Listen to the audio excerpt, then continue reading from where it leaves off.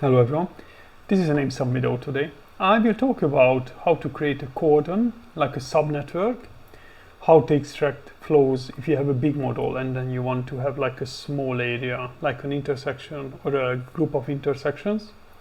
And how can you get like, if the model takes ages to run, you can just, and you want to test something, you can create like a subnetwork very quickly and run the model only considering that small area. So that can run very quickly, so you can test like different offsets.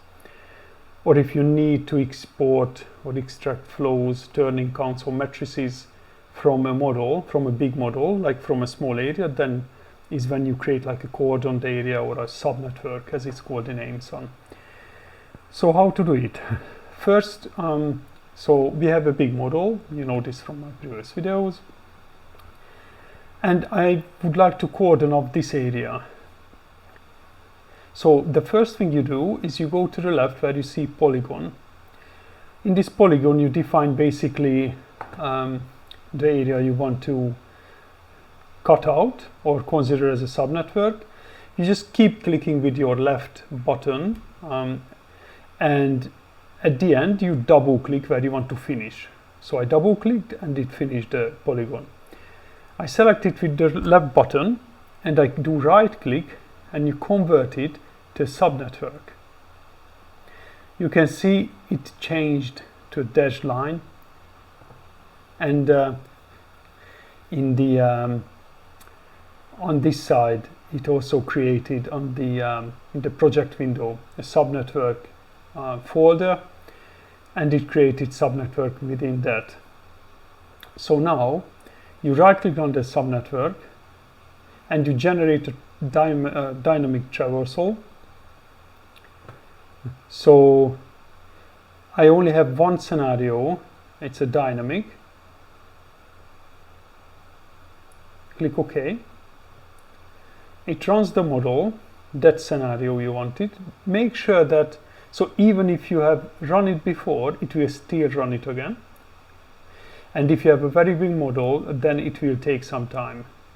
So make sure that you have a scenario that it's already been converged and stuff, and you have the routing and everything according, and you reuse that scenario to calculate this. Now, as you can see within subnetwork, there is a new Centroid configuration, and this is active.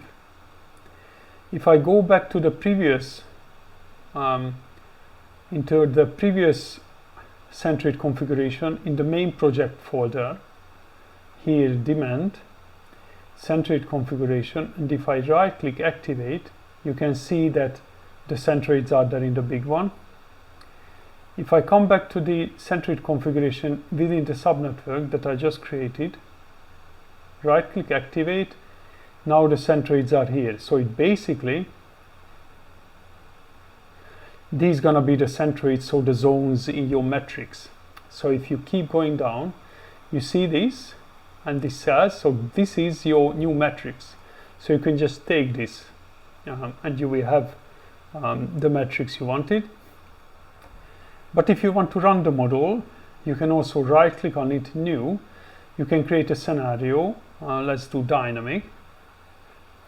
I double click, select the traffic demand it just created, because you can see that if I go to traffic demands, traffic demand 1068, 1068. So if I open the dynamic scenario, the new one, it is 1068 traffic demand. So it is fine. I'm not gonna add any other transit plan path assignment in this case, and master control plan, I don't have any signals or anything now. So you can just create a new experiment. I just select microscopic and start route choice. Of course, you can do whatever you need to do here. So you can select different scenarios and just create a new replication. I don't create an average. And just OK. And now you can just run the model, and you can see it runs and only considers vehicles within the network.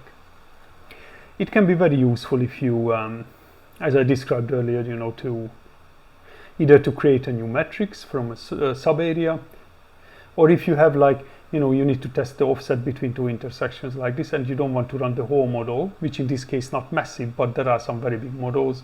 In this case, you can test it very easily. I hope you found it useful. Thanks for watching, and see you in the next one.